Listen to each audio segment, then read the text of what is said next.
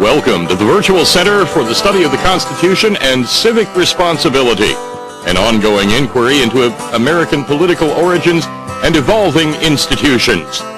The Executive Director of the Virtual Center is Dr. Bill O'Brien. He's also your host for this ongoing conversation. Here he is now, Dr. Bill O'Brien. Good afternoon and welcome to a Tuesday edition of the Virtual Center for the Study of the U.S. Constitution and Civic Responsibility. It is Tuesday, the 28th day of January, and it continues to be cold. And just before we went on the air, Bob Kincaid and I were chatting about the spread of the storm and the fact that there's an ice and snowstorm all the way stretching from Houston through New Orleans, through Mobile, Alabama, and up the coast, with a half an inch of ice in Charleston and a half an inch of ice at Myrtle Beach, and 6 inches of snow in Norfolk, Virginia. I mean, wow, this is some experience. It's supposed to break in day after tomorrow. We're anticipating tomorrow a day in the teens, but it will be sunny. Today's been rather overcast, a few breakthroughs, but mostly over. And there's something about the sun shining that just makes it feel like it's 10 degrees warmer than it is. So I think once we get through tonight and the 0 degrees or below in the morning, I think we'll be okay. I hope you are doing okay as well. I was going to say you guys, and that's not very professional way to express yourself in a venue like this, but I hope everyone is staying safe and staying warm and kind of looking out for those around you. I mean that because you don't know. People. You think people are all right, but this is such severe weather that a lot of people. Well, Bob and I were talking about is 6 inches of snow doesn't seem like a big deal, but in Norfolk, Virginia it is, because they don't have plows or the kind of equipment to deal with it, nor does Charleston or Myrtle Beach have anything on hand to deal with ice and snow and all the rest of it, and the same for New Orleans and Houston and all of it. So this has been quite an experience for a lot of different folks, and we'll get through it, and very honestly, we can look forward to the State of the Union message this evening at 9 o'clock in Eastern Time, and that'll warm folks up a little bit. I don't know that it'll warm up Congress much, but it'll warm some folks up, I'm sure. It is a pleasure to be with you again on during our second program of this week. We launched an investigation of sorts with the Common Core yesterday.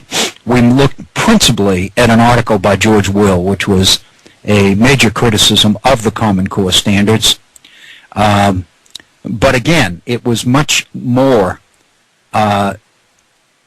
the transition of the Common Core standards from being the object of the article to being the means in the article by which the author, George Will, proceeded to attack liberalism and the Obama administration and the expansion of big government and all the rest of it. In other words, the issue at hand for us, which was the Common Core standards, became in the hands of a committed ideologue the means to attack something which in the author's eyes was much more important than the standards themselves. I personally don't believe that there really is all that much more important than the standards. But the agenda here was not only to attack liberals and their effort to centralize and to make more efficient the education system by centralizing it in Washington, D.C.,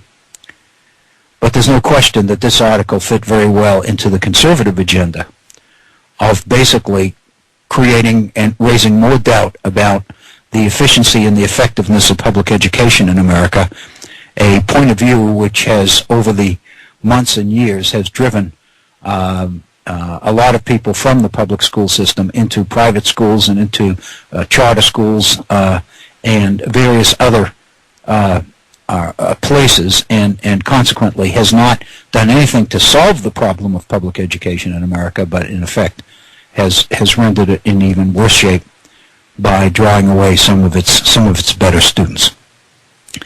And again, there's no question that there is a desire among conservatives to see the end of public education in America entirely, and so the controversy over the Common Core standards becomes yet one more argument in support of that particular agenda. And I think we kind of saw in 3 or 4 places in George Will's article evidence that indeed that was the real agenda of his article. We did receive a call yesterday from Dr. John. I appreciate it. I want to express that again, and I want to use that as a way to encourage you to participate actively in our program as well. We would love to hear from you. We have a phone number that is reserved exclusively for those that would like to call in and be heard. It is area code 304-658-3333. 304-658-3333. My email address, if you'd like to communicate with me directly, as one of our listeners did, I'll be sharing it with you in a moment. My email address is waobrien906@gmail.com. That's waobrien906, all one word, and O'Brien is I-E-N rather than I-A-N. IEN906@gmail.com. Received what I thought was an incredibly valuable email this morning from one of our regular listeners. In fact, he's a regular listener on the Head On Radio Network. It has been from some time, and I'm talking about Scott, who resides in Sweden. And I offered, when I asked permission if I could use the email on the air, I pointed out to him that if he would feel more comfortable, I wouldn't use his name and just say an emailer. And given the content of his email, which was about the fact that very little of us have any privacy left, he kind of thought it was a little bit ridiculous to worry about not using his name. Then, first of all, he made the point that many of those who listen regularly to the Head On Radio Network know him anyway, and plus the fact, if you look at the content of his email, it becomes pretty obvious that there are people out there who know as much about him as anybody. So at this point, not much would be served by me keeping his name a secret. So with that, he basically was gracious enough to grant me permission to share this with you. It's not about the Common Core. It was about the issue of information and the danger to privacy that we talked about all last week and a little bit of the week before. It's an important issue. It's one that continues to grow and expand and to be visible to all of us. It's not going to go away. It's a very, very serious issue, and I thought that Scott's email would contribute a lot to yet another example of the kinds of things we were talking about, and I think I hope that you will appreciate the content of this email as much as I did. Scott says, I just wanted to relate an incident about private businesses. They're collecting data on the internet and how their algorithms can lead to embarrassing and incorrect conclusions. My daughter spent all of last year in Seoul, Korea, studying Korean. Last spring, my wife and I decided to pay her a visit. I booked the hotel room over the internet in my name, and my wife booked the plane tickets over the internet. Because I, a male, had booked a hotel room in East Asia, the lovely invisible advertisers who troll the internet for all of our data have ever since been bombarding my computer with sex tourism and advertisements for Asian women. Furthermore, I'm getting all sorts of related advertisements. Evidently, I'm in the sex tourist category now. And to the extent that the usual suspects ever need to be trolled from the data, there I'll be. There's no one I can appeal to. That is now my label. Just as an aside, I think that's interesting in and of itself. But one of the things I wanted to point out is that in the email conversation I had with Scott about keeping his identity a secret, he made the point that the folks who regularly listen to the to the Head-On Radio Network know him very well. And he referred to all the regular listeners as hornies. And I thought, well, given the issue of this particular paragraph in your email, maybe those advertisers in East Asia have picked that up as well. But anyway, that's something else. Anyway, Scott goes on. Here's another incident of private companies and internet data overreach. I have a home office.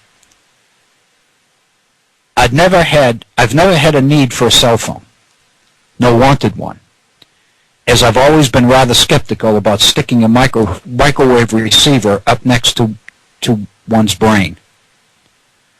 However, as a freelancer, I do not really want to be tied to my desk during the workday and miss a potential job because I'm out taking a walk. So I decided to get a cell phone and try to set it up to ring every time my company email inbox received a new email.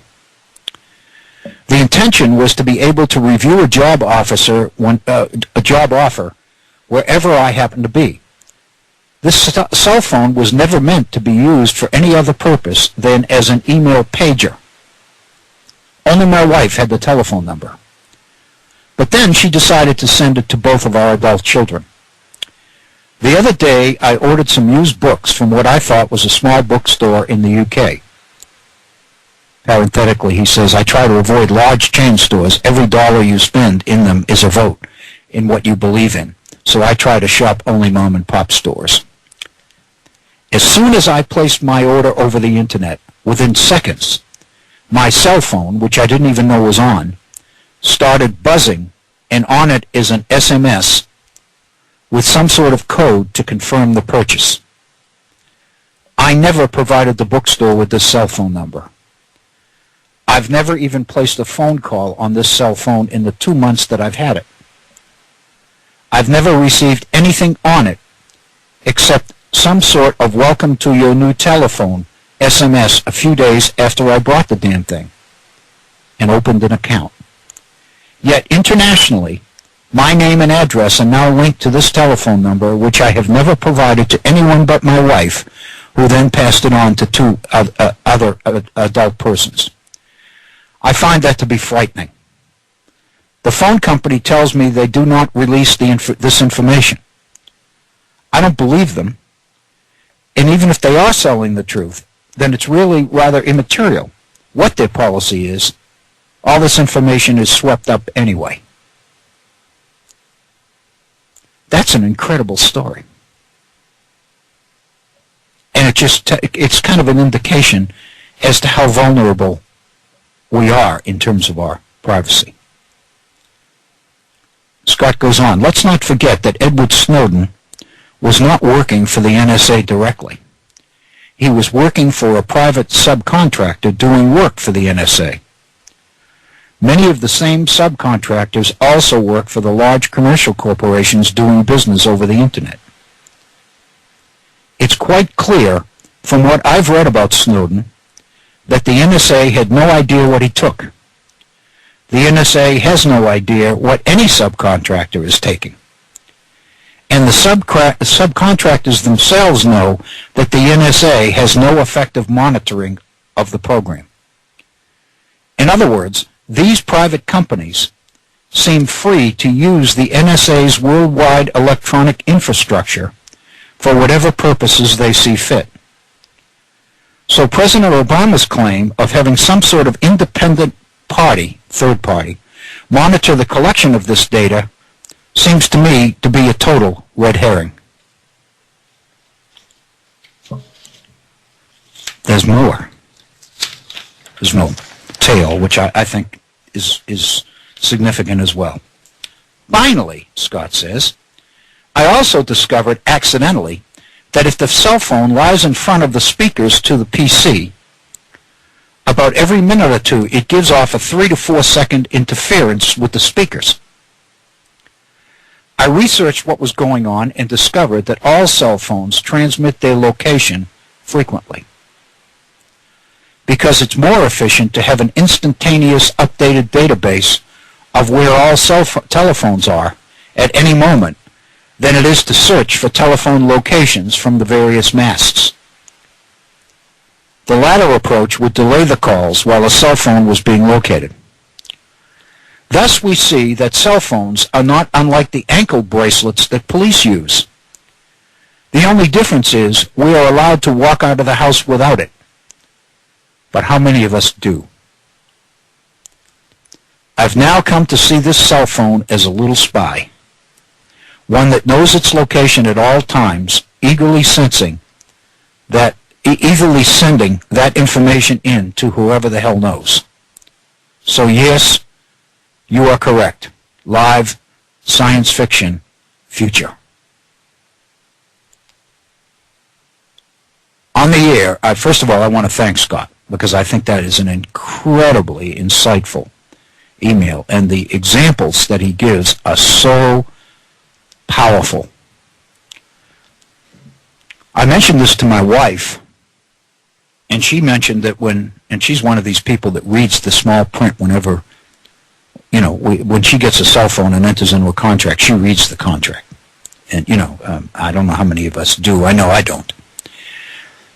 But she said that if you read the contract for the cell phone, especially if you sign a 2-year contract, you will see in there that the cell phone does have a sensor and constantly is monitoring its location, which, in effect, is monitoring your location,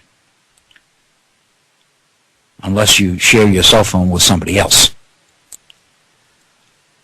So she wasn't as surprised by the last paragraph as I was, because I had no idea that it was monitoring our every movement, but in effect it is. And the analogy that Scott uses to ankle bracelets around home-confined convicts, prisoners, is, I think, very poignant and obviously right on. It seems to me these 3 examples give us a clear indication of how the situation that we spent so much time on can affect each and every one of us. This is the way it has affected him, and he gives 3 specific examples of it. He's obviously somewhat infamous in East Asia, probably meaning that if he ever travels over that way again, that Big Brother will be watching. And the connection between the cell phone and the internet when you make a purchase, I thought that one was particularly powerful and a little bit disturbing. So again, Scott, thank you. I hope that those listening in appreciated the insight and the message of your email as much as I did, because I found it absolutely astounding, and I couldn't resist sharing this with our listeners here at the Virtual Center. So thank you. And I think, if nothing else, Scott's email confirms the relevance of the 3 days of programming that we devoted to this issue. We could obviously devote more time than that, especially if we had an exchange on the air of conversation and interaction with listeners, and we began to call and react to each other and that kind of thing. It could go on forever. But since much of our programming, at least heretofore, has been the transmission of information as much as more than anything else, the time is obviously limited. There's only so much information on this you can pull together, but there's a lot more than we did. I mentioned yesterday the whole idea of artificial intelligence, the studies, the research that is showing that so few people who own smartphones really use them smartly. That's very. I like the Hotel 6 commercial, which basically says on your smartphone you do such and such, on your dumb phone you do such and such. And of course, I can relate to the dumb phone part of that advertisement. But the fact of the matter is, most of the research indicates that very few people who own these devices make use of very much of what the devices are capable of doing. I know it's the same with computers. I've seen data over the years that suggests the same thing. For me, I use word processing to write. I surf the internet. I deliver and receive emails. And I read media around the country: the New York Times, the Washington Post, the Boston Globe, the LA Times, the Washington Times, as well as some of the newest articles and issues available on the internet, like Politico and Slate and some of these. So the point I'm making is that while I use it quite a bit, and I spend more than a couple of hours a day on the internet, on the computer, well more than a couple of hours a day, in addition to the program, of course. I do research on it. I think Google is a godsend, and the research capabilities of information that is available via the internet is absolutely astounding. I still can't believe it. I'm still struck by the instantaneous responses that I get when you ask for a particular information related to a particular topic, and suddenly there it all is. I can't even imagine how that works. For me, it's magic. But in my lifetime, given the research that I've done in previous years, it's wonderful magic. It's just delightful. And how it works, I'm not worried that much about. That it works, I find incredibly convenient and helpful. So, again, I want to thank Scott. I want to thank all of you for your interest in this subject and your willingness to share your ideas via email as well as calling in or whatever. And I want to encourage you to do that if you are so inclined. Again, phone number, area code 304-658-3333. My email address, waobrien906@gmail.com. Yesterday we spent most of our day, as I mentioned earlier, on the Common Core standards. And I mentioned that one of the things I wanted to do, and I'm prepared to do some of that today, is to actually look at the standards themselves. But there's still quite a bit of information and perspective on the development of the standards that I think is significant. Much of the information that we gleaned from George Will's article yesterday, I point out again, is valuable information. It's good stuff. It's important factual material. What we need to do and make sure we do is to separate the interpretation of that information from the information itself. The data, absent research and checking out much of the information and the data that's in there, one must assume that for all practical purposes, the data that provided, the facts mentioned, are pretty much on target. And what I've noticed in a number of different things from both, criticisms of the Common Core standards from both the right and the left, is that much of the data that we encountered in George Will's article is indeed good data. And you can file that stuff away. But again, the tongue-in-cheek sarcastic references to Obamacare and to the growth of the federal government and to progressivism and all the rest of it. On the other hand, you have to basically consider the source. But I think that's true not just with George Will, and I don't mean to batter him in any way, because this is what we should do with everything we read, is consider the source. And consider the fact that there might be an agenda different from the one that seems to be the most apparent and the most obvious.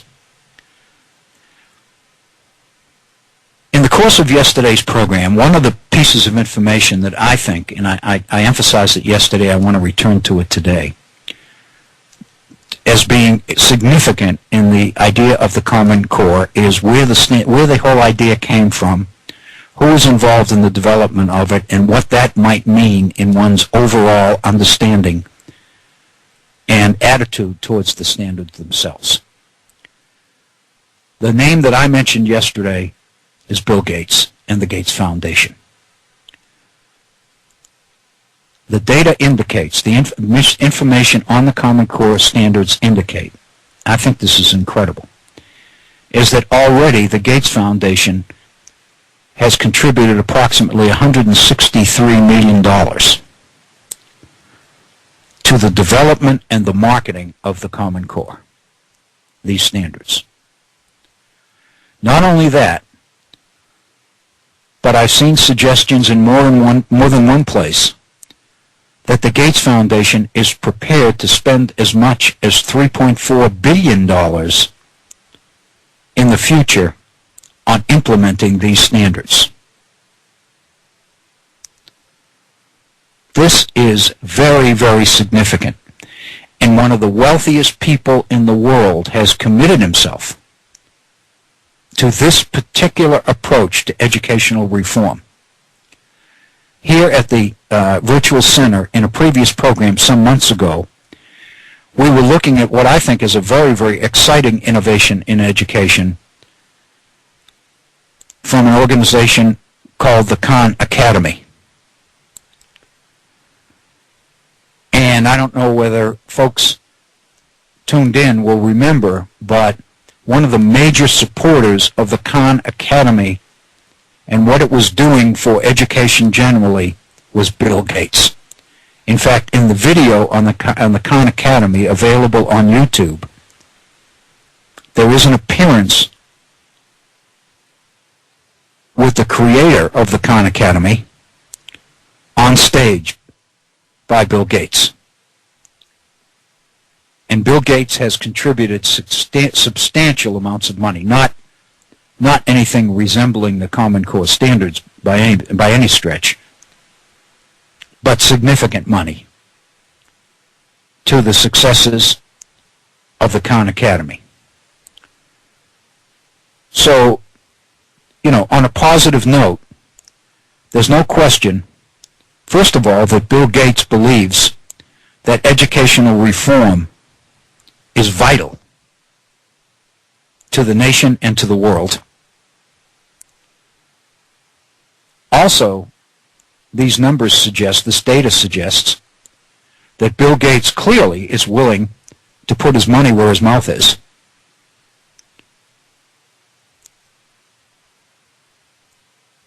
He's basically backing up his talk with a lot of action.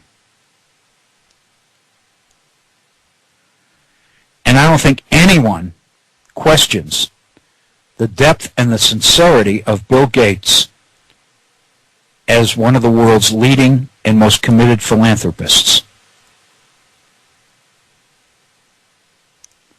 You may remember some time ago, maybe a couple of years ago, that along with other very, very wealthy individuals, Warren Buffett being one, and I believe Ted Turner being another one, committed to turn at least half of their wealth back into the community. In other words, they committed to give back. I don't think anyone questions the sincerity and the depth of commitment that Bill Gates brings to the table on this particular issue. I do think, however, and this is just obvious, and this is not intended to be a criticism of Bill Gates at all, but there's absolutely no question that when you are willing to put these kinds of dollars into a reform effort like this one, then obviously the very influence that that kind of money gives you is obviously reflected in the product itself.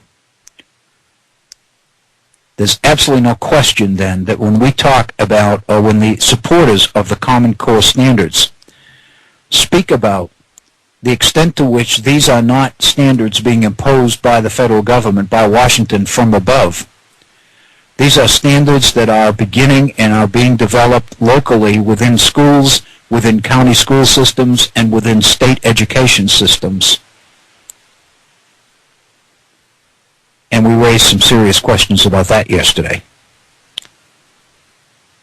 But the fact of the matter is, anyone that's putting this kind of money into this initiative is obviously going to have an inordinate impact on the product itself and on the way it's marketed.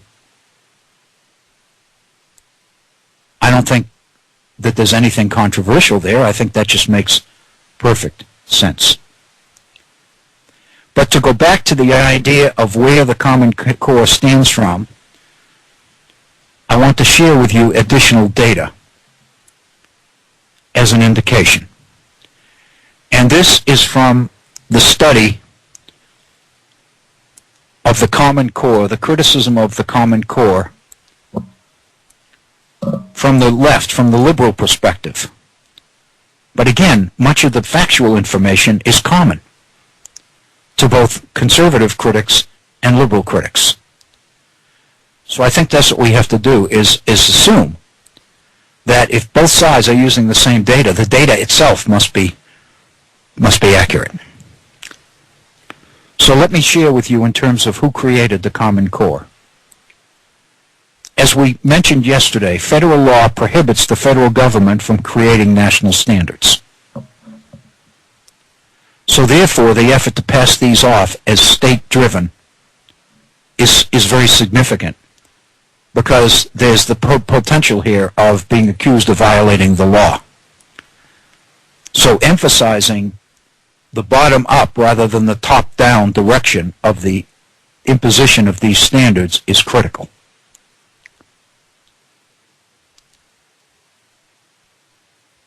And we already know about the Gates Foundation and $163 million. But here's some data that we didn't touch on yesterday, which I think really reinforces a lot of that.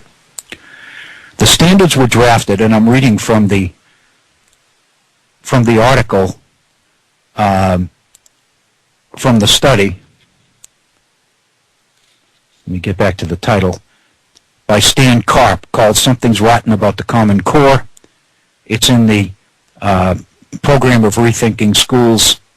It appeared on alternate.com, which is a progressive website. But here's some data that I think all of us need to reflect upon. The standards were drafted largely behind closed doors by academics and assessment experts, many with ties to testing companies. Education Week blogger and science teacher Anthony Cody found that of the 25 individuals in the work groups charged with drafting the standards, 6 were associated with test makers from the College Board, 5 with the text publishers at ACT, and 4 with Achieve Incorporated, which is a private corporation that was subcontracted with to develop these standards. So out of 25, you've got 6, and 5 is 11, and 4. 15 of the 25 people in the work groups who drafted the standards are representative of private for-profit companies. 0 teachers were in the work groups. The feedback groups had 35 participants, almost all of whom were university professors. Cody found 1 classroom teacher involved in the entire process. According to teacher educator Nancy Carlson Page, quote, "In all, there were 135 people on the review panels for the Common Core.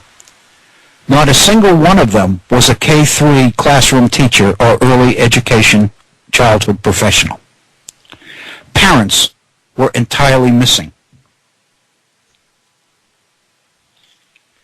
K-12 educators were mostly brought in after the fact to tweak and endorse the standards and lend legitimacy to the results." I think that's very relevant data. The way it is presented by the author here, it is intended to reflect negatively on the creation of the standards in terms of where they came from, not just who was involved, but more importantly, who was not involved. Let me soften, if I can, that criticism just a little bit. The overall mission of the Common Core is to reform education in such a way that significant numbers of students leave K through 12 schools career and college ready.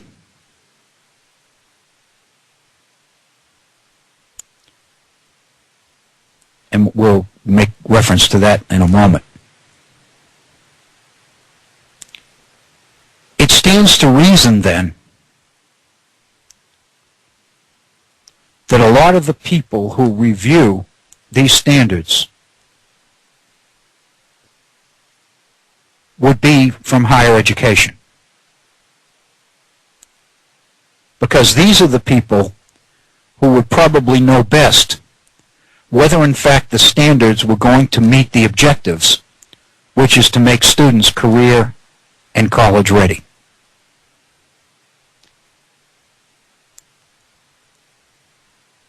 What about the fact that there are almost no teachers involved in the development of these standards?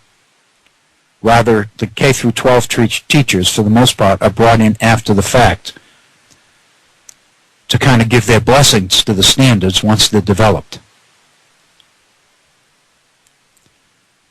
I'm speaking specifically from my own experiences here. This is not data, this is not research that I've done. But one of the things that I've been particularly struck by in recent years is the fact that many, if not most, of the teachers, K through 12 teachers, that I personally have encountered in classes I teach, in graduate classes I teach, in grants I have administered to teachers or whatever, what I have found is that only a minority of these teachers are really aware of the kinds of things that these standards aim to do. And one of the major concerns that I have about the potential success of the standards lies in the fact that we're going to have to do an incredible job in revising our teacher education programs in order to equip our teachers to even begin to do the kinds of things that these standards suggest students will graduate from high school knowing.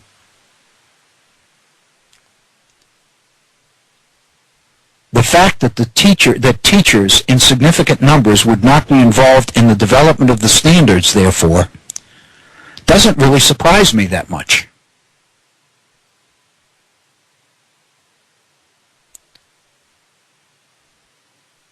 On the other hand, I am concerned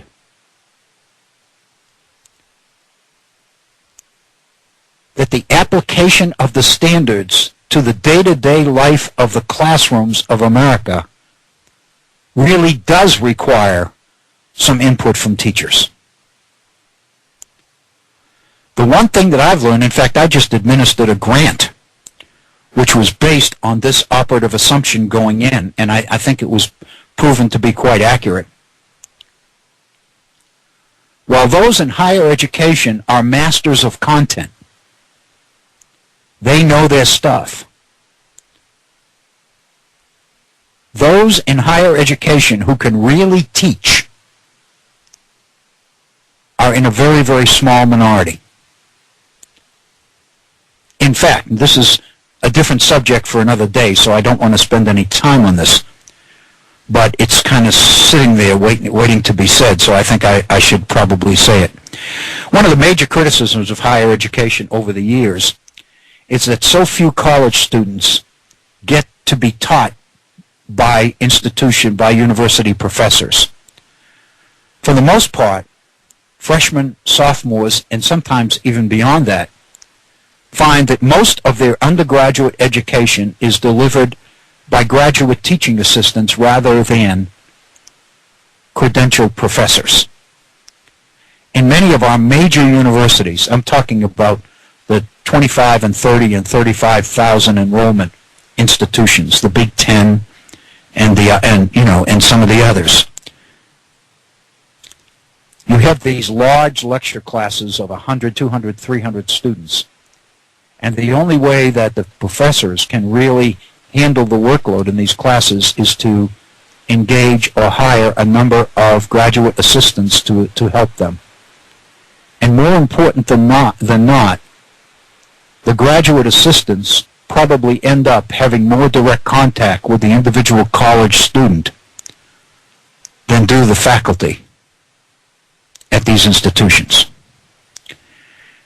And that's often the basis of major criticism of our higher education system, that our students are spending outrageously, almost obscene amounts of dollars and going into incredible debt in order to attend an institution, only to find that much of their instruction is delivered by graduate students rather than by the high-priced professors that make that institution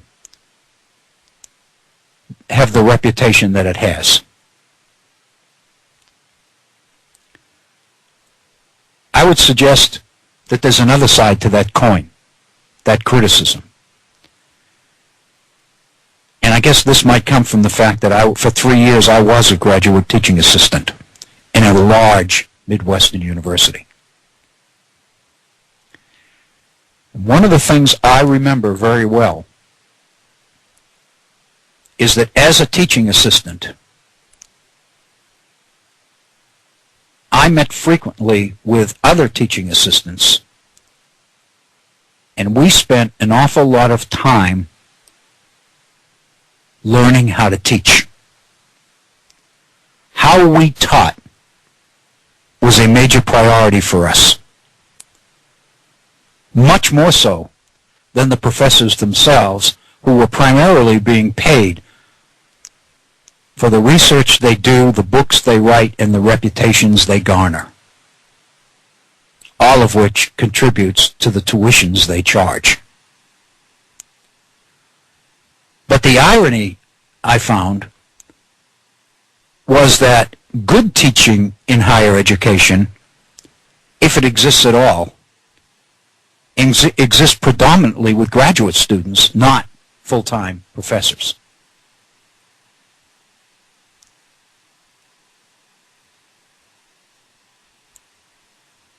So, in a sense, it's not true that there isn't good teaching going on in our colleges and universities. In our smaller institutions, and I know in private ones, professors do indeed teach undergraduates.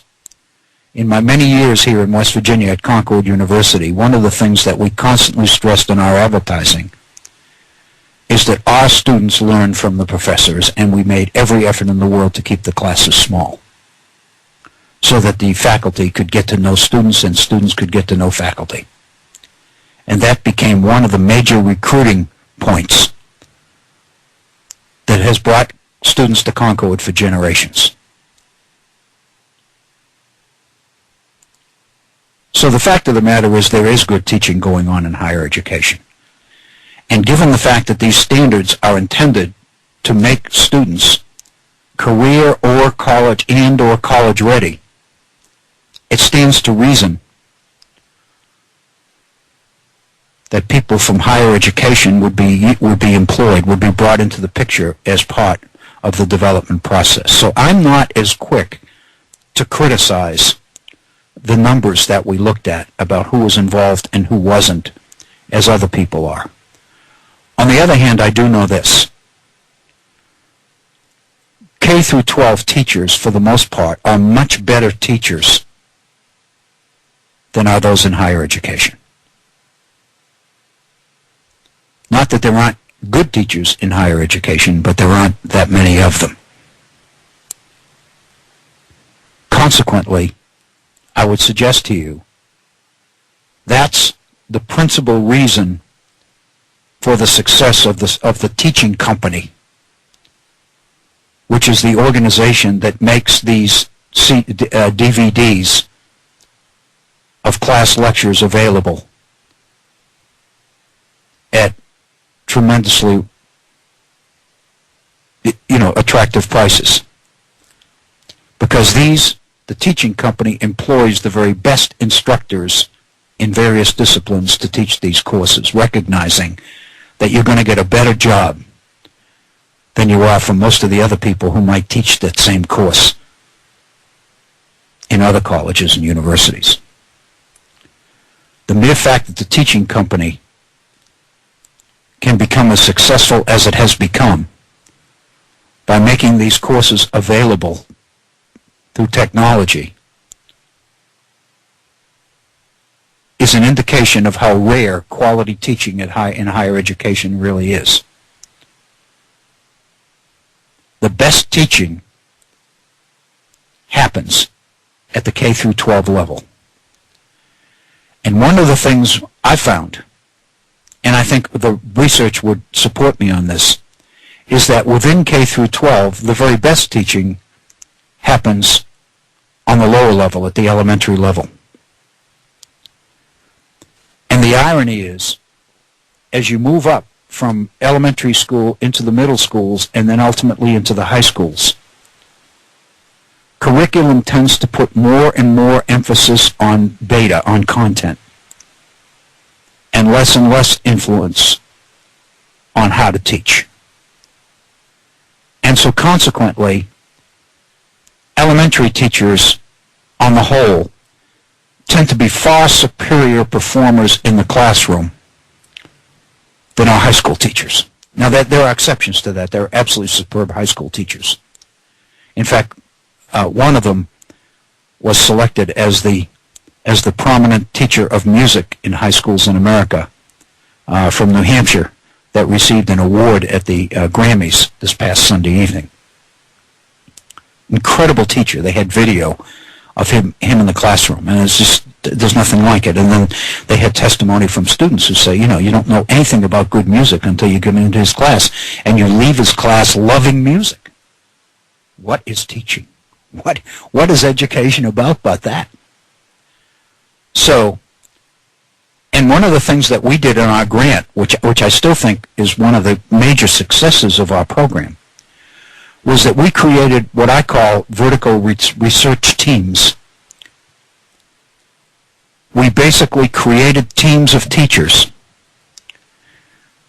and assigned them specific topics in history.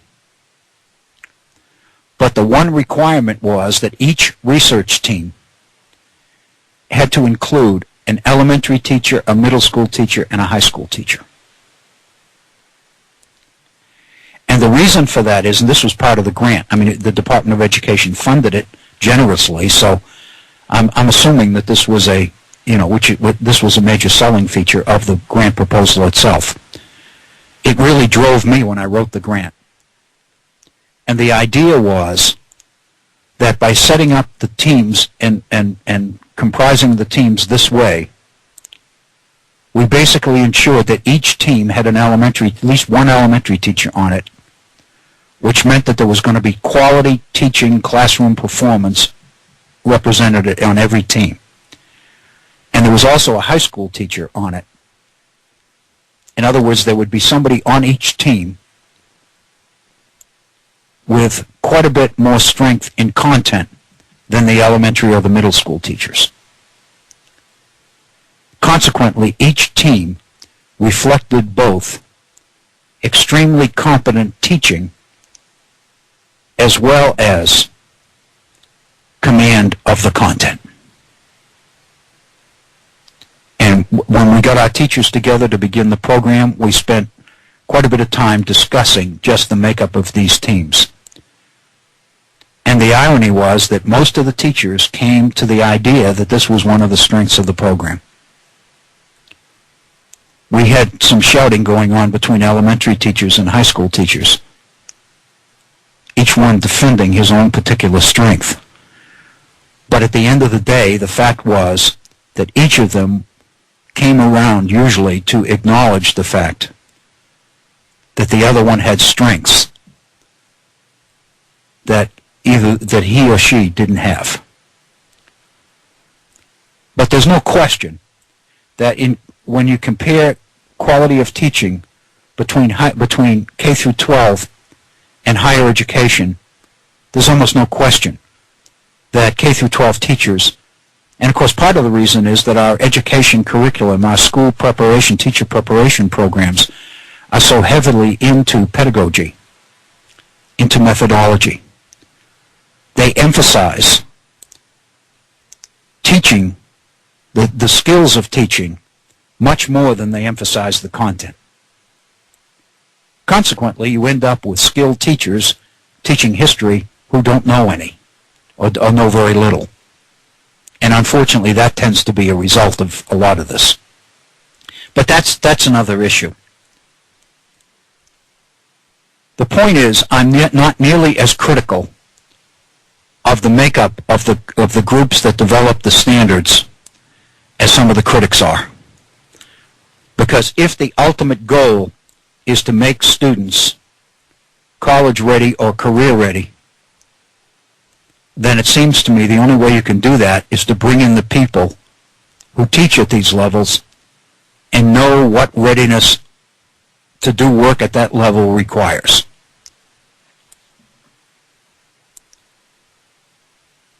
Anyway, that's my that's something that we didn't do yesterday. But I think there's something else. And this is a criticism from both sides of the aisle about the standards. And that is the extent to which private for-profit organizations stand to make a fortune from the development and implementation of these standards, both in the design and publication of the tests, as well as in the development of the standards themselves.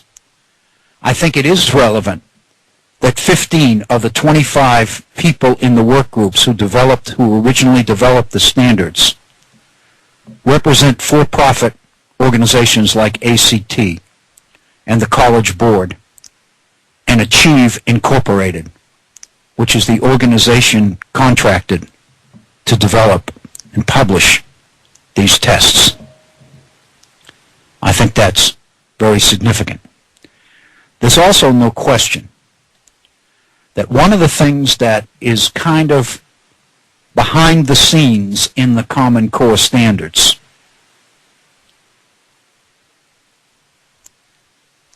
is a clear suggestion that education needs to be modeled more like corporations, like business. To be cynical about it, we need to run our schools more like we run our businesses. And given the people who are putting up the dollars, the Gateses and the Buffetts and the rest of them, it stands to reason that these people would be fans of reforms in this particular direction. Karp's criticism of the standards is explained as follows in this particular area. The curriculum and assessments our schools and students need will not emerge from this process, the standards. Instead, the top-down bureaucratic rollout of the Common Core has put schools in the middle of a multi-layered political struggle over who will control education policy, corporate power and private wealth, or public institutions managed, however imperfectly, by citizens in a democratic process. Politico recently did a feature on the Common Core standards and made reference to what it called the Common Core money wars, pointing out that tens of millions of dollars are pouring into the battle over the Common Core.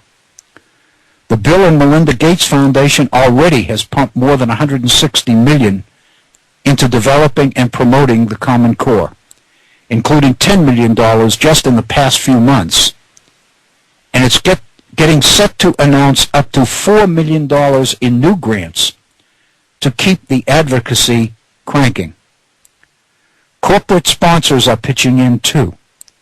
Dozens of the nation's top CEOs will meet to set the plans for a national advertising blitz that may include TV, radio, and print.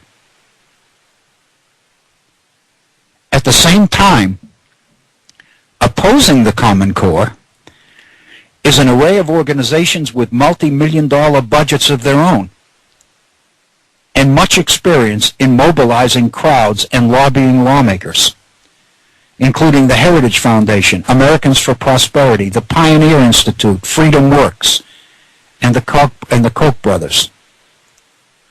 These groups are feeding a growing right-wing opposition to the Common Core that combines hostility to all federal education initiatives and anything supported by the Obama administration with more populist sentiments.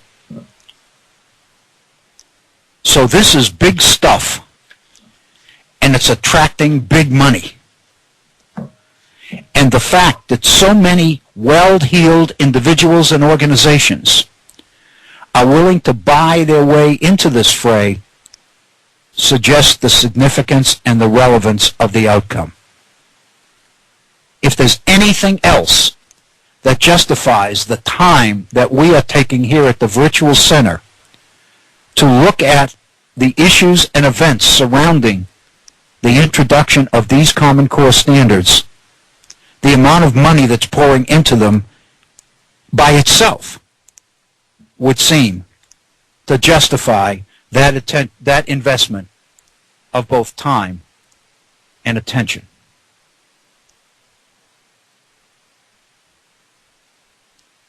One of the things that pointed out is that the tests for the Common Core will be developed by an organization called Pearson, which has been contracted to develop the test. Pearson has included corporate logos and its own promotional materials in reading passages. Students who took some of these tests in the rollout reported feeling overstressed and underprepared to meet these standards. Meeting the tests was shock, anger, tears, and anxiety. Administrators, this is unbelievable to me, administrators even requested guidelines for how to handle tests that students had vomited upon. This is huge.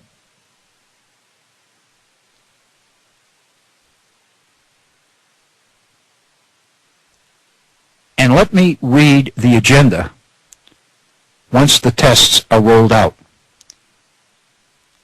According to CARP, these tests are on track to squeeze out whatever positive potential exists in the Common Core. First, the arrival of the tests will preempt the already too short period teachers and schools have to review the standards and develop appropriate curriculum responses before that space is filled by the assessments themselves. This is all happening so fast that people are having time to even catch up to the beginning. Instead of reversing the mania for over-testing, which was, of course, associated with No Child Left Behind, these new assessments will extend it with pre-tests, interim tests, post-tests, and computer-based performance assessments. It's the difference between giving a patient a blood test and draining the patient's blood. The scores will be plugged into data systems that will generate value-added measures, student growth percentiles, and other imaginary numbers for what I call, this is CARP, psychometric astrology.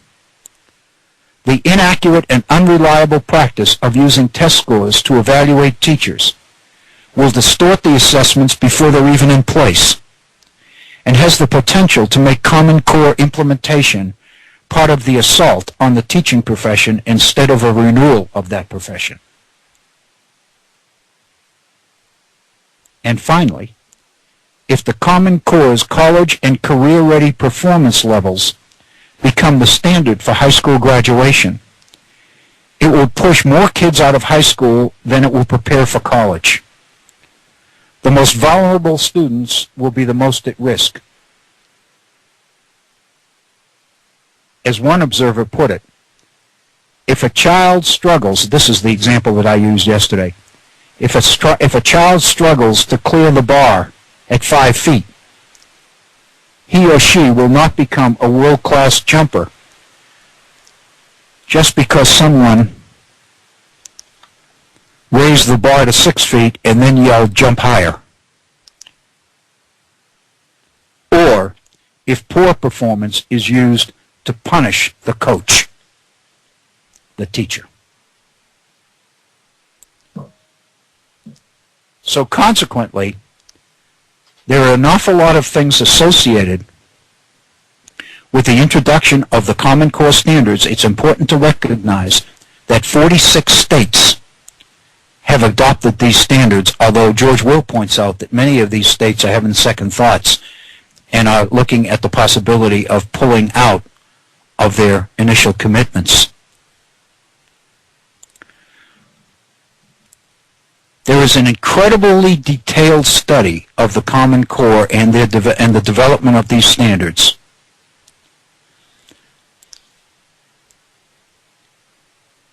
In the winter edition 2013, this past fall's edition of a publication called Academic Questions, which is published 4 times a year by the National Association of Scholars, which is a very, very conservative, academic quality-focused organization that emerged and developed in New York and still has their offices in Manhattan.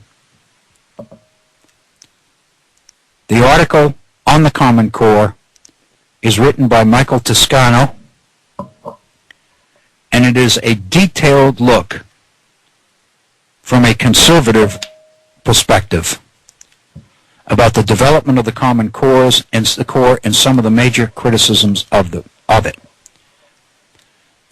The author cites a couple of documents that we've already utilized here when we looked at the Common Core some weeks ago. Jane Robbins, who was a senior fellow at the American Principles Project, which is one of the most important organizations criticizing the Common Core, as well as Mark Borline, an English professor and a member of the Common Core English Language Arts Feedback Group, contributed articles in a previous publication of these academic questions in which they criticized the Common Core. Jane Robbins accused them principally because she felt that they were much too career-focused and too little academically or scholarly focused. They were, in her view, utilitarian by emphasizing critical thinking over knowledge.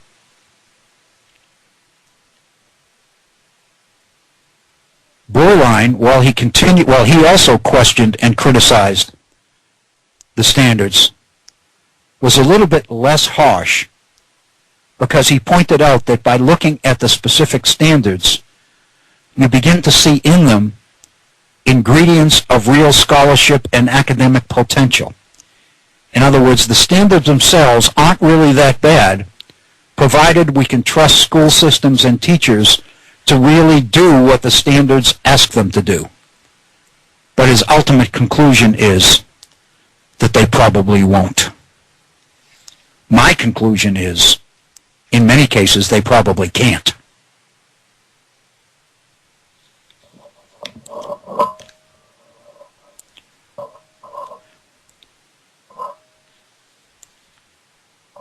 I want to share one issue with you, and then we'll take our break.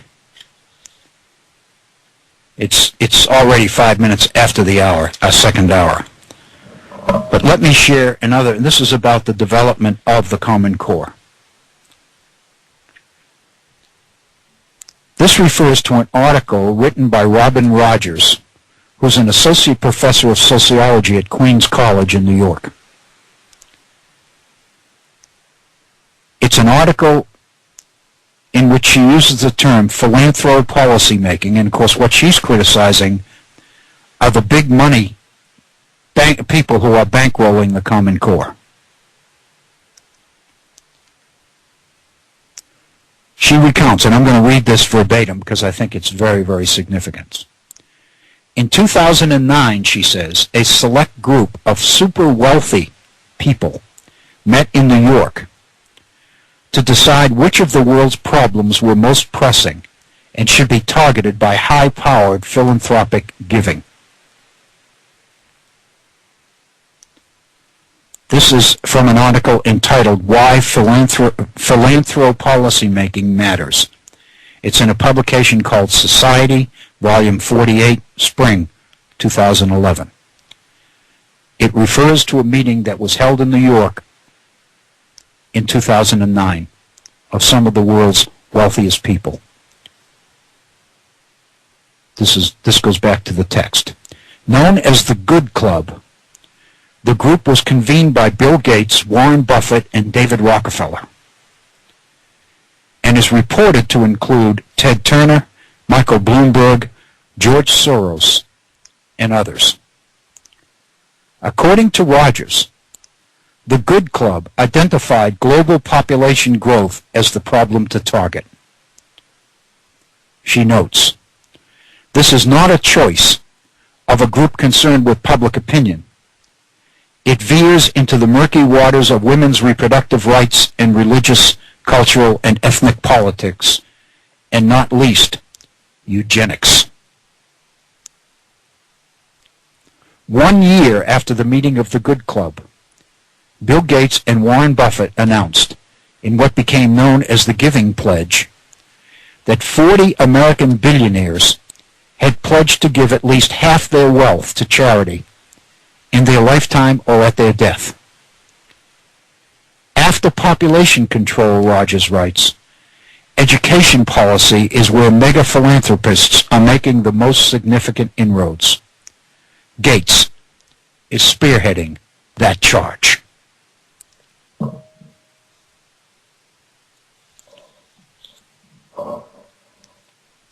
So I think what we're dealing with here is something that is very, very important. It's 8 minutes after the hour. We're going to pause and take a brief break, 4 or 5 minutes. Then we'll come back, and I want to take some time to look at some of the standards. And then tomorrow, we can continue to look at those and maybe do some wrap-up. And I'm hoping that we'll begin to get some reaction and some input from listeners, from you. But you don't have to wait till tomorrow if you are so inclined. By all means, we'll be back in 4 or 5 minutes, and it will be a wonderful thing to do to begin our last hour today with your call. The phone number, area code 304-658-3333.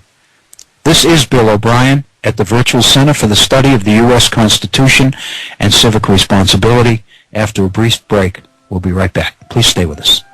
Thank you, Bob Kincaid. This is Bill O'Brien, and we're here for the conclusion of today's program. It's just 15 minutes after the top of our second hour, so we have about 43, 44 minutes left in our program before Bob Kincaid takes off on his regular program here in the evening on the Head On Radio Network. You are listening to the Virtual Center for the Study of the U.S. Constitution and Civic Responsibility. In the last couple of weeks, I think we've put a little bit more attention on civic responsibility than we have on the Constitution itself. But that's kind of what was in the plans from the very beginning. We would love to hear from you. Our phone number, area code 304-658-3333. My email address, waobrien906@gmail.com. We're going to begin this second hour with a caller, and I believe we have Mike on the line from Milwaukee. Hi, Mike. I guess I'm beginning to be a frequent caller. I called last week. Oh, you're great. Don't worry about it. I love it.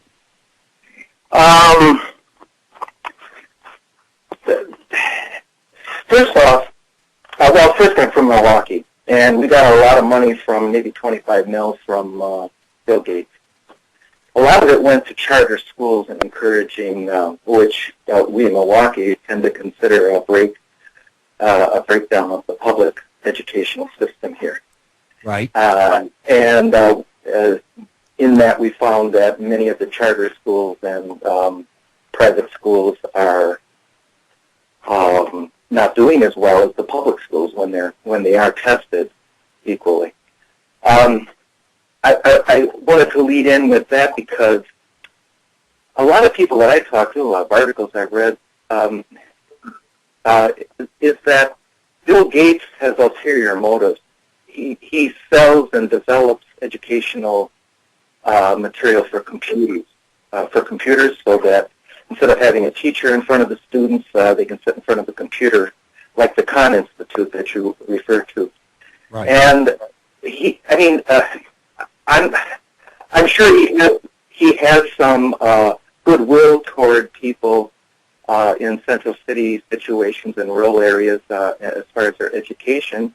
I'm sure a lot of the very wealthy people have good intentions to some degree, but I also think they really do understand the meaning of how important education is.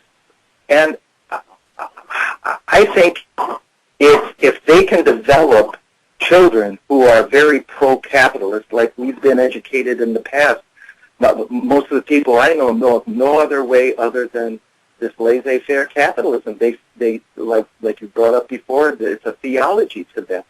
That's right. I think they're getting their fingers into it with all their money is going to ensure that we continue to believe and support the system that they've become wealthy in themselves. And I just want to ask you a quick question. Is this the same program that E.D. Hirsch had back in the early 80s?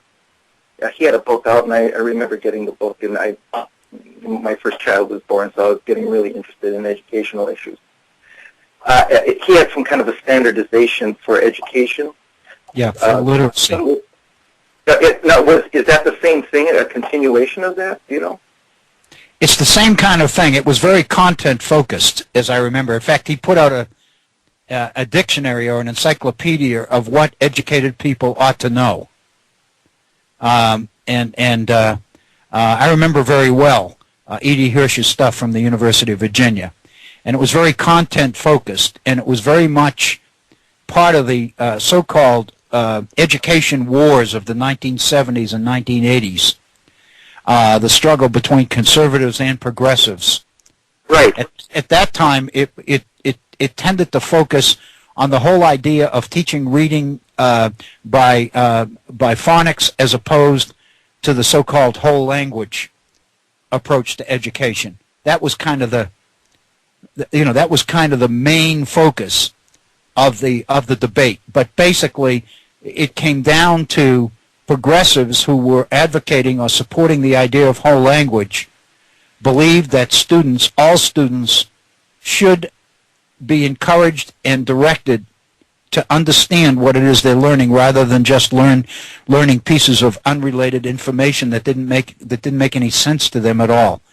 Whereas conservatives were advocating the phonics idea that you gradually sound out the syllables and the vowels and the consonants, then you sound out the syllables and finally the entire words and then phrases and then sentences, and that's the way you learn to read. And the general consensus at the end of the game was that people learned to read basically by employing both strategies. But the fact of the matter is, reading comprehension has always been a challenge. And that's because most of the information that has made it into our curriculums, our K-12 curriculums, is factual information. It's basically reading for information rather than for understanding. And so that's the difference. And I think in that sense, Mike, I think we are seeing a continuation of that. The standards, in other words, I guess I would have to say that in spite of all the criticisms that we've looked at here about the Common Core standards, I probably lean towards supporting them, if for no other reason, that the alternative is the status quo, and for too many of our kids, the status quo is not working. You know, back then, and it seems like it's the same debate now, except the politics are the exact polar opposites. Back then, the conservatives supported E.D. Hirsch's, even though he was a liberal educator himself. And the liberals did not want the core knowledge program. The reason they didn't want that is because they wanted to concentrate more on critical thinking skills, on compare and contrast, like you were talking about earlier, and being able to evaluate the information. I kind of was torn between both of them, as I am now. I am but, too. But now, listening to you, it seems as though the conservatives now are on the other side, and the so-called liberals are opposite. But that's one question I had. But what really concerns me, and I'll tell you just a story about what happened here in Milwaukee, and I'll expand on it a little bit. My kid was going to a high school, and it was for international baccalaureate degreed high school kids, so they could actually gain college credits because of the quality of the education that they were getting there. So when they graduate as a high school senior, they would have quite a few college credits under their belt. Right. And it was recognized internationally. Well, what they named the school was Ronald Reagan High School, International Baccalaureate High School. Mm-hmm. And when it was suggested at a school board meeting, I went down there and I wanted to protest against it. I wanted to explain why I didn't want it named Ronald Reagan. And they said it was canceled and they were going to reschedule it sometime in the future. Well, stealthily, it was rescheduled, and I wasn't notified as I had asked, and it was named Ronald Reagan. Then I find out later from the administrators that they received well over $1 million to name it Ronald Reagan International Baccalaureate High School. Mm-hmm. And in addition to that, this last fall, they had Ron Johnson, who is a Republican senator who took Feingold's place in the Senate. Mm-hmm. They brought him in as a guest speaker. Now I'm going to expand a little bit on it. Here we have the Koch brothers going to Florida State University, or one of the major schools in Florida, and contributing $8, $9, $10 million to build a school of economics. But in return, they get to pick the professors and the curriculum that are taught in the school and who gets to teach there. And this is happening all over the country. So my point is I'm going to draw something else in here. I'm sorry I'm drawing so much stuff from okay. I love your lectures. Okay. But remember you were talking about the Levin's book, Mark Levin's book, right? Levin's book, yes. And their ability now, they're getting so close to being able to change, to have a constitutional convention. Mm-hmm. And as a result, I'm just wondering that what are going to be the standards in this core curriculum? Are my kids going to be studying about Adam and Eve walking with the dinosaurs? That's already happening in Texas.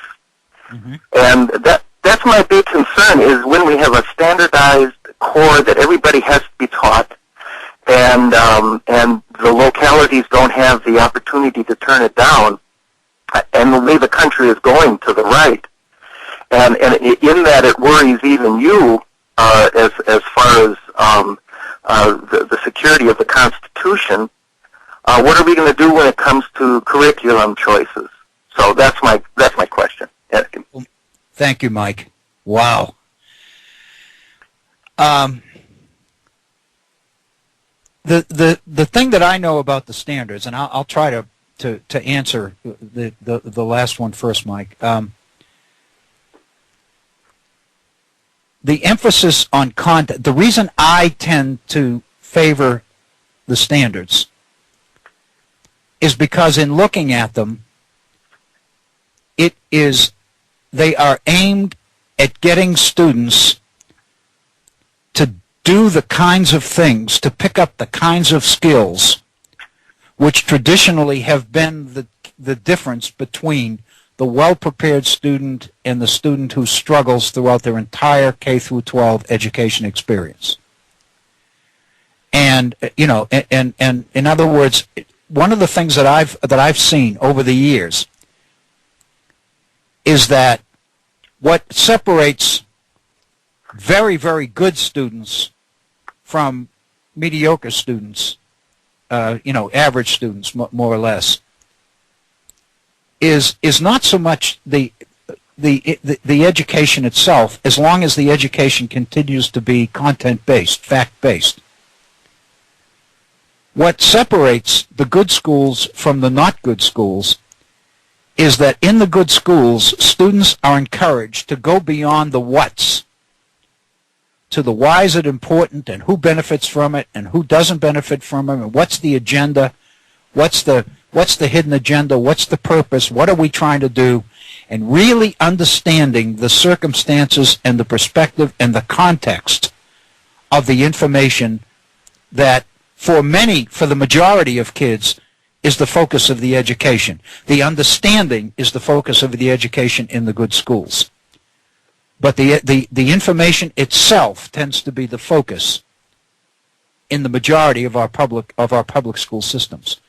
Consequently, our kids are never even given the option to know that there's much more to learning than just memorizing a lot of information. And right. And consequently, what the standards are doing is they're asking teachers to basically put students through the kinds of experiences and exercises that really lead to understanding. And this is where I tend to become extremely optimistic, and I may be naive. I'm so optimistic. I believe that once students begin to see what real learning is all about, and I think the standards point in that direction, then they will begin to embrace learning in ways that will make education as successful for them as it has been for the few throughout most of the history of the country. Now it's a belief I have, it's a faith I have. And it's not so much the content that they experience, it's what they're asked to do with the content. If they're asked to memorize it and not question it, but just believe it, then they graduate deficient in the kinds of skills that they need in order to turn post-secondary education into real higher education. And traditionally, it's only the few, the kids from the best families and the best schools, who ever get to experience that. At least that's my... I'm worried? Oh, go ahead. Go ahead. No, go ahead. I'm done. Go ahead. Well, what I worry about is just being aware of some other things that are going on, like the appointment of judges around the country. Mm-hmm. And how when Obama's in and Clinton was in, they weren't able to appoint any judges to the vacancies that are available all across the country. But when Bush came in, he was able to appoint a lot of very conservative judges. So even at the basic level of, say, the Eastern District of Wisconsin judgeship, I don't know who's there now, but these smaller, lower-level judgeships are very conservative people. Yeah. And the appellate courts, a lot of them have very conservative people. That's And they're being replaced by Republican presidents. So just knowing that that's just right according to the Powell memo, they're moving strategically year after year, doing the things that put in place what their agenda calls for. And I think that when the time comes to appoint people who are going to decide what's to be taught to the children, what things to be left out, we might not learn about Helen Keller or Bob La Follette or so and so forth. We're going to learn about the generals and all the wars like I had when I grew up in our public schools. And they're going to consult or appoint people from the Heritage Foundation, the Hoover Institute, the Cato Institute, and so on and so forth. Those are the academics that they're going to look for. And that group that you had mentioned you were in with a bunch of academics, they might appoint a lot of those, and they go around all over the country consulting colleges on how to get conservative points of view in the college. They're a politically motivated group. And I'm scared to death. I'm not going to live that much longer. I hope I will, but I don't know that I want to see what's going on. I know what you mean. I know what you mean. I worry about the same things, Mike, and I see what's happening in the courts, and I see what's happening on the Supreme Court, and the direction that the Supreme Court is headed in terms of the way that it's interpreting the Constitution. And the one thing that I've noticed in the Roberts Court is they are operating from the idea that they really don't have, there's no rush.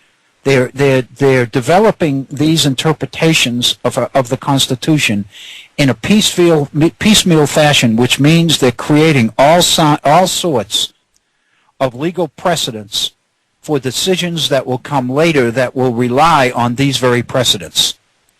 And they're laying the groundwork for a much more conservative interpretation of the Constitution and the Bill of Rights. And I think everybody realizes that. And it worries me also. I believe that education is, I have to believe that education is the answer to this. And I think the only way that education can be the answer is that if we give more and more youngsters the opportunity to experience real education. And what that means is not just memorizing information and passing tests, but asking questions and knowing how to ask the kind of relevant questions that lead you to the real essence of what's going on. Only the few, and this goes all the way back to the founders. I mean, in the early history of the nation, they were afraid to do this. I mean, that 1816 bill to tax books from foreign countries in order to keep alien ideas away from our kids is a classic example of the fear, and it's the fear of the masses of the people. It's a fear that if people really begin to know and understand, then the people who traditionally exercise control will no longer be able to do it, at least without being challenged some. And that's kind of some of the things that I see in the standards. I don't know that the people that develop them want them to be there or even understand that they're there. Who's going to teach it, though? Is that they are. I mean, if you begin to ask, and I want to spend some time, probably tomorrow, looking at some of these standards, because the things they ask people the kids to do, and the things that they basically explain at the end of this grade, this is what we want our kids to be able to do. This is stuff that our kids have never even had the opportunity to do before. But the ones who are coming from the best schools, in the best parts, in the most, the high level parts of states and regions in the country, have been getting that education for a long time. Jefferson believed that you basically exposed everybody to testing, and you use the results of the test to skim the cream off the top, and you send the cream to William and Mary. And the rest of them you educate in morals and values and the rest of it, and then you turn them loose and let them go. That's all they need. In other words, what you've done is you've basically taught them to follow the instructions and the directions and the guidelines being given them by by those that are their betters. And that's really, I think, the fly in the Republican ointment that is what this nation is about. And I think education is a way to break that. And I see the standards as a move in that direction. Dr. Bill. Yes. That's my main concern, though, is who is going to control the curriculum? Who is going to be there? Are the liberals, the progressives, or whatever you want to call them, are they going to be there when the time comes to pick? When I'm looking at Obama, and I hate to throw out examples because it kind of obfuscates the whole discussion, but sure. The reason I picked the courts and the appointment of judges is that when a president gets in and applies and appoints people to positions, like Obama for the Food and Drug Administration appoints an executive from Monsanto.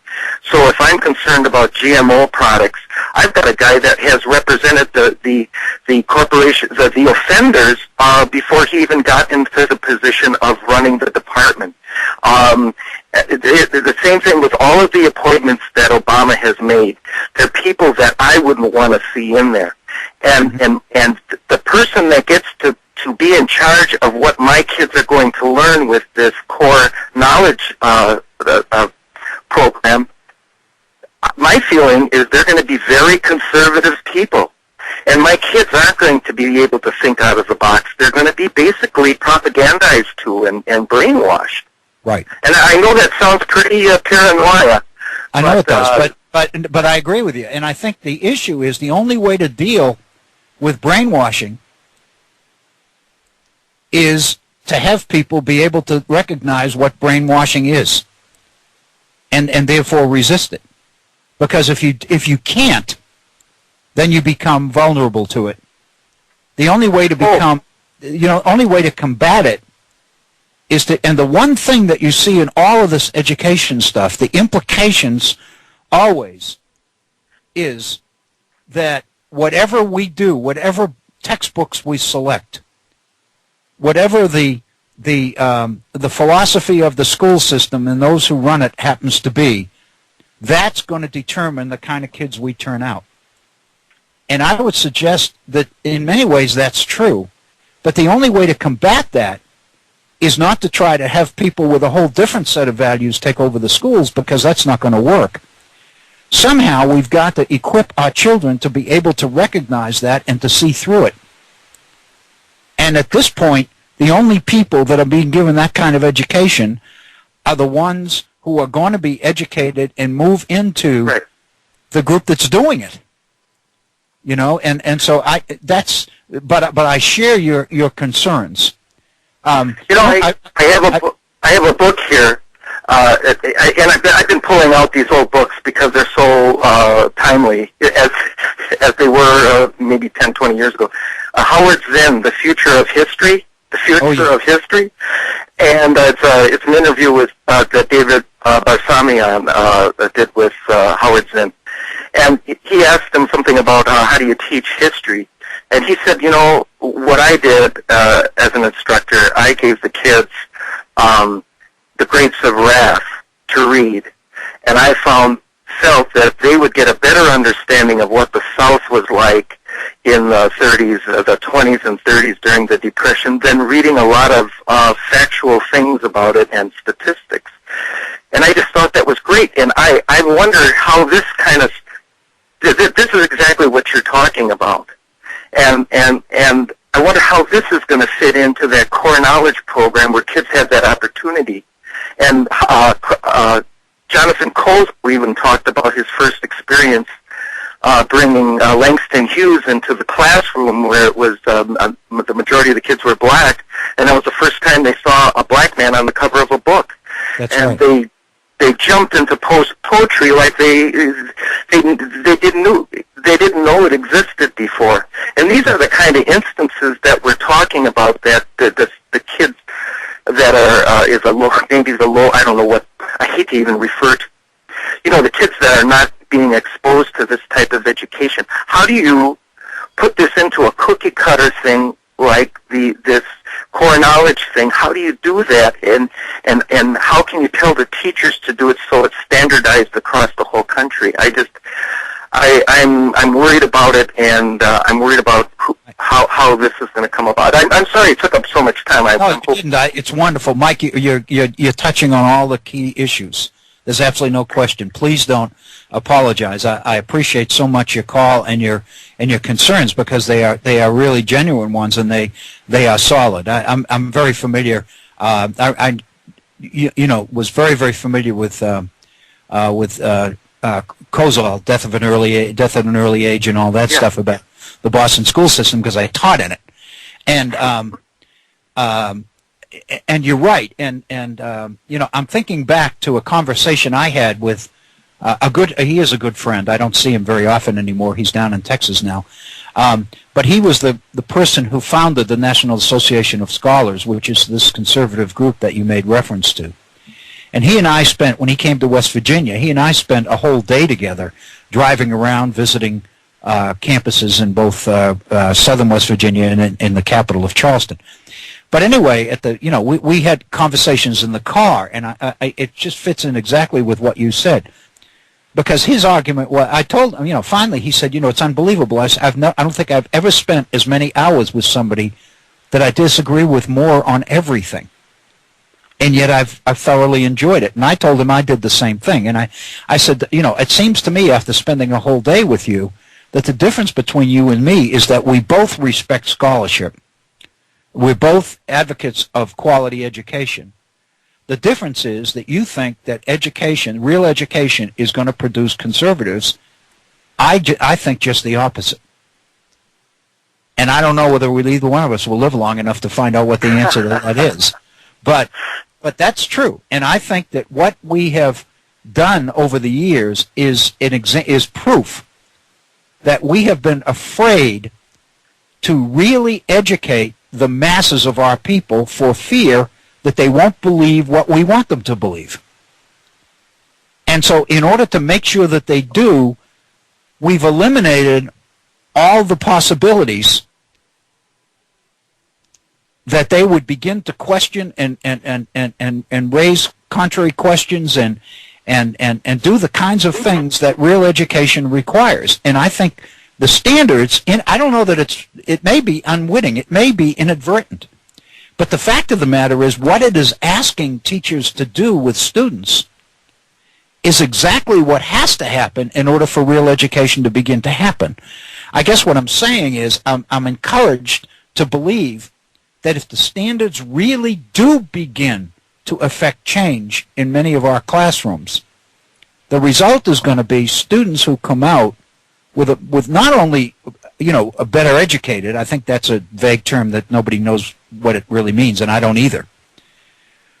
But they're going to come out with an appreciation of learning, an appreciation of scholarship, and a respect for learning, and respect for the past, and respect for other people.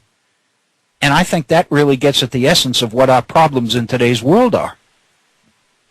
When you mentioned The Grapes of Wrath, I've seen the Henry Fonda movie hundreds of times, but not hundreds of times, but probably 8 or 9 different times. But unless you read the book, you don't really pick up on, when you read that book, the depression. There's no way when that, and of course this is in the movie, but when the caterpillar comes to tear down that fellow's shack at the beginning, and he's standing there and he's taking his hands and letting this dry soil just run like sand running through his fingers, and he said, "It's my land. It ain't much, but damn it, it's mine." And I'll never forget that. And there's nobody who reads that book, or in fact sees the movie with that particular thing in it, who's not moved by that. And so what happens is most people don't want kids in schools to see The Grapes of Wrath. That's the irony. They don't. And part of the reason is because in The Grapes of Wrath, government comes in at the end as the savior. It's government camps and things that rescues these people.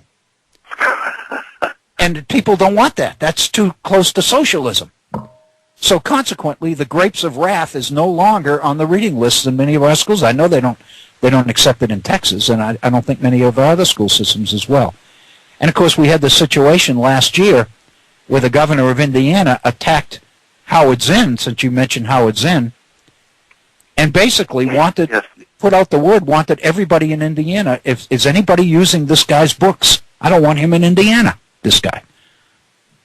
And what does he do? He assigns the Grapes of Wrath in order that people will understand the Depression. What better way? And anyway, that's another person. This author you might know. I think he's an Emerson guy, scholar. David Reynolds. I think I know the name, Mike, but I don't know him very well. No.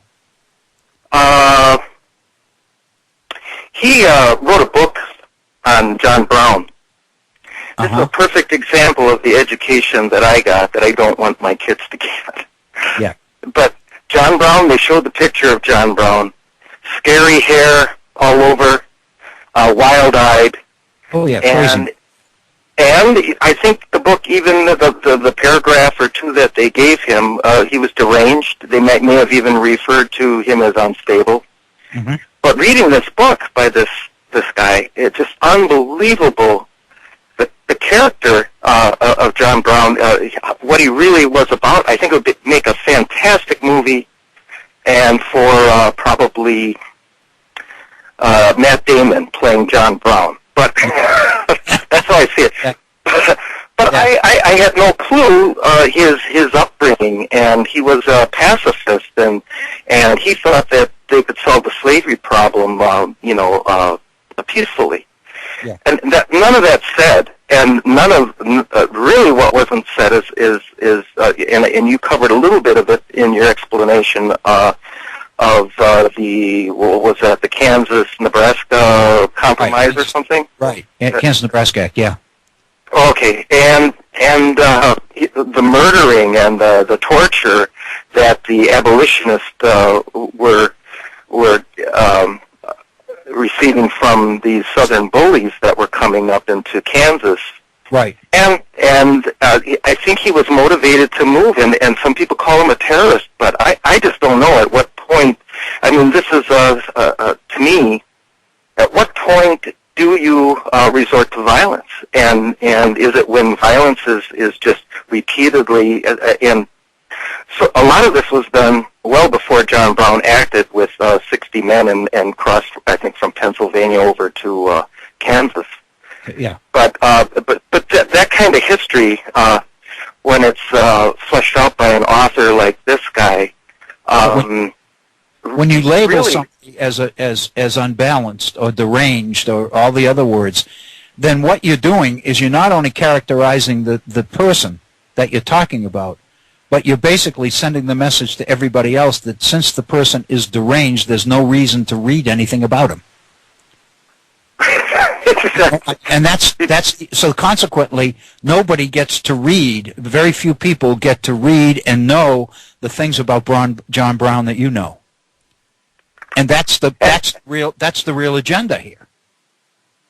And its contemporaries, the well-educated people in the Northeast, really respected the guy and felt that his writing and his speech was very eloquent, even though it lacked the fine, the finished touches of a college-educated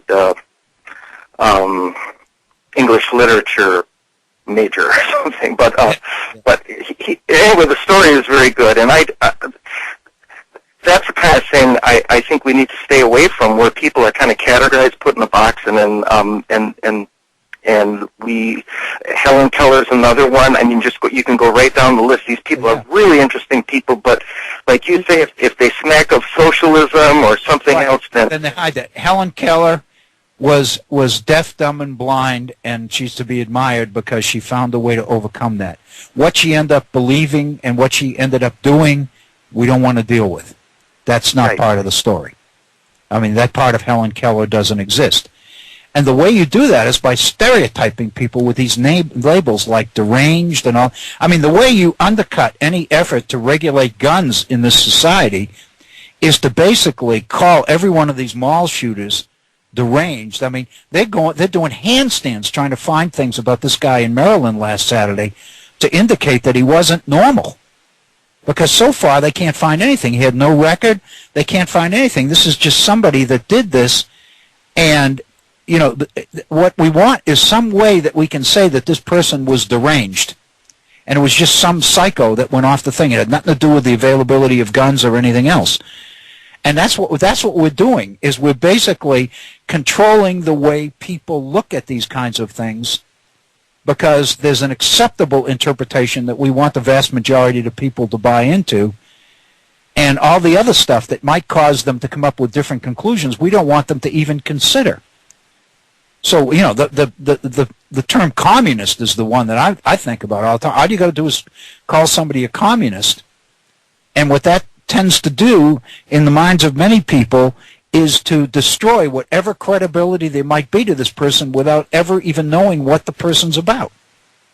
Right, right. You know, but one of the things that something you said struck me. I went back. I was thumbing through this conservative criticism of the Common Core standards, and you know, there's quite a bit obviously in here, but there's one line in here that I had circled, and I wanted to find it, and here it is. And the answer, which I think is very significant, here's the sentence. To whom can parents complain when their children come home with a book that threatens the values of their family? And that's the end of the section of this article on how the Common Core standards and their implementation are pushing, the title of this section is Pushing Parents to the Margin, by cutting parents out and establishing one official interpretation. You pointed out the negative side of that. But the positive side of that, as these people are saying, if we take the parents out of curriculum development and out of control of curriculum, the local schools and the local communities, in other words, if we violate the whole tradition of what education has always been in America, then to whom can parents complain when their children come home with a book that threatens the values of the family? Well, part of an education, it seems to me, is basically to begin to look seriously and critically at some of these values. Not necessarily to say they're wrong, that my parents have the wrong values, but part of an education is to get people to reflect upon the things they believe. And what these conservative critics of the Common Core are saying is once we establish these things, then it's not going to be possible for local officials or local school systems or parents to protect their kids from the stuff we're teaching them in our schools. And the fact of the matter is, if we don't start to change what we're doing in our schools, how much further can we fall behind the rest of the world? So, you know, I really think there's a real issue here. You've made it very clear as to what some of the issues are. Your call's fabulous, Mike. Well, fabulous. Thank you. Thanks a lot. Thank you very, very much. I appreciate that so much. There's nothing that I could say that would top some of the things that Mike said, because I think that's really the issue. And so basically, what's left is to look at the standards themselves, because ultimately that's where the where the rubber meets the road, so to speak. You know, one of the things that is mentioned in one of the pieces I read was an article by Berline, who's an English professor, that wrote a criticism of the standards. And it was in the National Association of Scholars journal, the Academic Questions, which is a conservative group. And he was raising serious questions about the standards. But he did say that the criticism written by Jane Robbins was he felt was a little bit overly harsh on the standards. And his point was that as I go back and I read the standards, of course he teaches English, so he was looking principally at the writing and reading standards as part of the Common Core. And his position is that if you read some of the standards, it's very clear that they are laying out some of the world's best literature that needs to be included in the education of our children, which has been excluded from the education they're getting now, except the best. I mean, we have most kids that go through our public education system never even heard of Shakespeare, for example. And that is what drives many of these conservative scholars,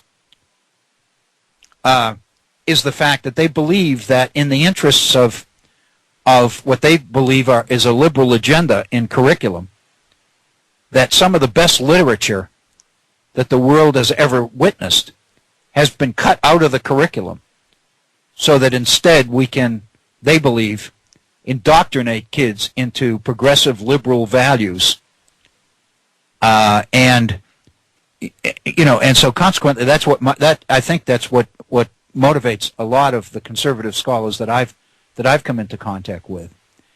But the fact of the matter is, what we have is I think it's very clear in this particular quote that I just read to Mike, that what we have is a situation with local control where we have, in theory, we have parents, many of whom did not receive